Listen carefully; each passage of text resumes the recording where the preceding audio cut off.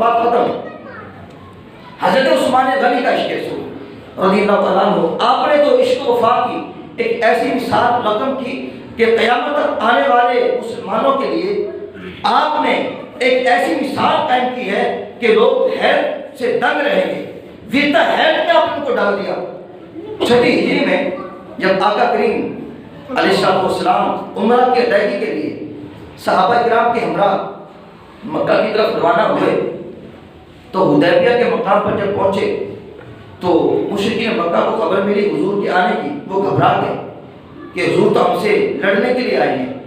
تو حضور نے بطور قاصد، بطور سفیر حضرت عثمان غنی کو بھیجا، جاؤ جا کے انہیں بتاؤ ہم لڑنے نہیں آئے، ہم تو عمرہ کی ادائیگی کے لیے مکہ پاک حاضر ہوئے ہیں۔ تو جب عثمان غنی مکہ المکرمہ پہنچے تو پیچھے کے جو صحابہ کرام حدیبیہ کے مقام پر موجود تھے وہ کہنے لگے عثمان غنی کتنے خوش نصیب ہیں، وہ تو بیت اللہ شریف کے طواف کی سعادت حاصل کر چکے ہوں گے، کیونکہ وہ مکہ پاک میں گئے، ہم یہاں پر حدیبیہ کے مقام پر ہیں۔ حضور نے فرمایا میرا نہیں خیال کہ عثمان غنی ہمارے بغیر کعبے کا طواف کریں گے، میرا خیال نہیں ہے کہ عثمان غنی ہمارے بغیر بھی بیت اللہ کا طواف کریں گے۔